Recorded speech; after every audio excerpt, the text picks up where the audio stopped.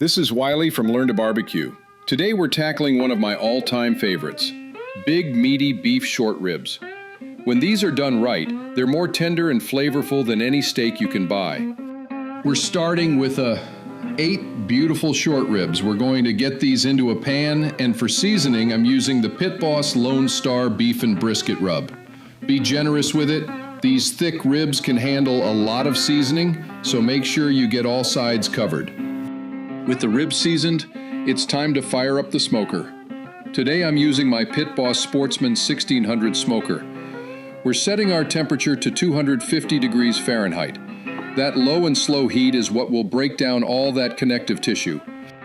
We now add our ThermoWorks RFX probe and then let them smoke until they develop a beautiful dark bark and reach an internal temperature of about 175 degrees.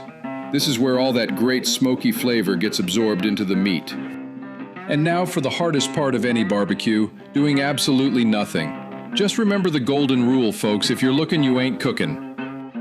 Once we hit that 175 mark, it's time to wrap. I'm placing the ribs in a pan and adding some Claude's barbecue and brisket marinade. This is the boat method. It's going to braise the ribs, add another layer of flavor, and make them fall off the bone tender.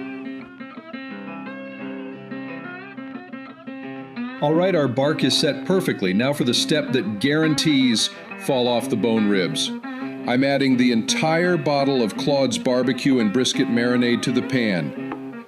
We'll seal it up tightly with foil, which will braise the ribs and make them incredibly tender and juicy.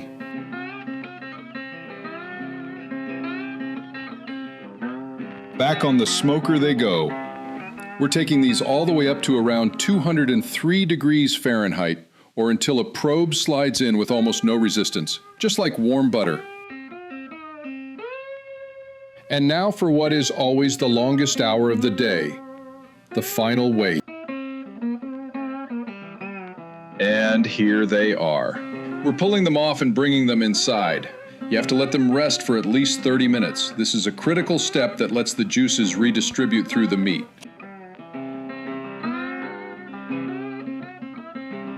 All right, the wait is officially over. The ribs are off the smoker. They've had a good long rest to let those juices settle.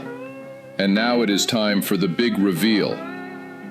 Everything we've done today, the seasoning, the smoke, that braise in the Claude's marinade, it all comes down to what's under this foil.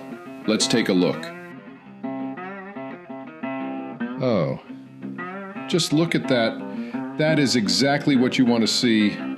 The color on that bark is a deep, rich mahogany.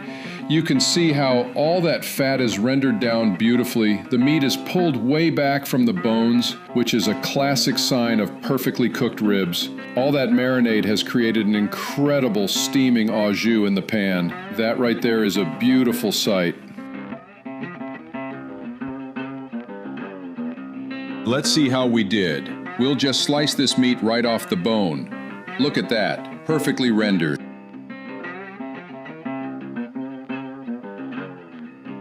Oh yeah, that is absolutely perfect. All the flavor from that Pit Boss rub and the Claude's marinade comes right through. It honestly doesn't need a single thing. Now, I know some of you out there love a saucy rib, and that's fine too. If you do want to add a sauce, this would be the time. Thanks for watching. If you enjoyed this recipe, be sure to hit that like button and subscribe to Learn to Barbecue for more. Till next time.